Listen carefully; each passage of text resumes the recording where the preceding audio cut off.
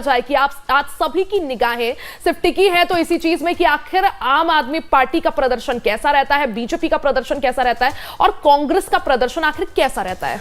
रिया, आपने कहा कि आज जाहिर सी बात है कि रिजल्ट का दिन है, लेकिन एक आंकड़े दिखाते हैं। आपके बगल में देखिए कुतुब मीनार है और वहां पर हम दिखाने की कोशिश करेंगे कि आखिर किसको कितनी सीटें मिली हैं।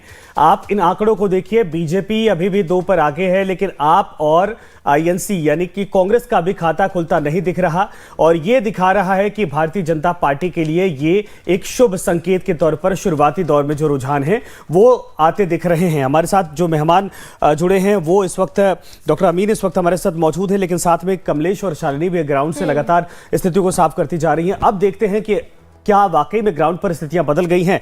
कमलेश, आपके पास आना चाहेंगे, जरा ये बताइए हलचल कैसी है इस वक्त, किसके पक्ष में माहौल बनता हुआ दिख रहा है, जीत की खुशबू किसको आ रही है? देखिए, अब तो चूंकि इलेक्शन कमीशन में जैसा कहा था, इलेक्शन कमीशन के अलावा भी जो सोर्सेज के अलावा जो जानकारी मिल पा रही है उसके हिसाब से बीजेपी काफी लीड करती हुई दिखाई पड़ रही है। ऐसी स्थिति में बीजेपी की लीड करने की खबरों के साथ ही धीरे धीरे गोल मार्केट के पास जो गाड़ियों का जो जमावड़ा लगना शुरू हो गया है और मुझे लग रहा है कि जो पार्टी के वर्कर से शायद प्रिकॉशन ले रहे हैं कि तब तक वो जश्न मनाने या जब तक नहीं उतरेंगे शायद जब तक उनको।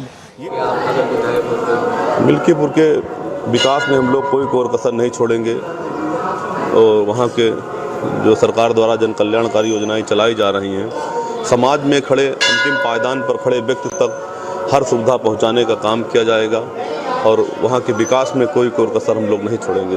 धन्यवाद। अच्छा, कैसा लग रहा है? योगी जी ने आपको प्रत्याशी बनाया, आप विधायक भी बनने वाले हैं, कैसे देख रहे हैं? अभी बताएं, आप बता रहा हूँ।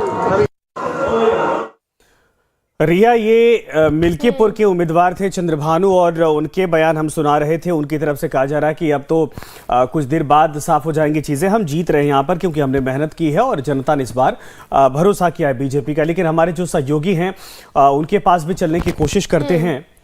तो बिल्कुल हमारे साथ कमलेश लगातार बने हुए हैं, सीधा रुख कर लेते हैं कमलेश का। कमलेश, जिस तरह से ये जो ट्रेंड्स आ रहे हैं सामने, देखिए एक तरफ मिल्कीपुर में जंग चल रही है, दूसरी तरफ दिल्ली में, और आज तो खैर जंग का परिणाम सभी के सामने होगा, लेकिन अगर बात करें दिल्ली की तो काफी बड़ा मैसेज या संदेश अपडेट है इस वक्त। देखिए बीजेपी जो है तो देखिए मिल्कीपुर उपचुनाव का जो पहला रुझान है वो सामने आ चुका है और बीजेपी 3,945 वोटों से आगे चल रही है। और देखिए तस्वीरें भी साफ तौर पर नजर आ रही है पूजा पाठ की, भगवान से आशीर्वाद लेने की। और संजय, मिल्कीपुर की जब हम बात करते हैं तो हम सभी ने वो दिन देखा था जब फैजाबाद जो है समाजवादी पार्टी के खाते में चला गया था और वो सबसे बड़ी टीस बीजेपी को वहीं से लगी थी। और देखिए दिल्ली के भी रुझान सामने आ गए हैं संजय। शुरुआती जो रुझान की बात करें तो बीजेपी भी 3 सीटों में लीड कर रही है। तो बीजेपी के लिए देखा जाए मिल्कीपुर और दिल्ली दोनों अच्छी खबर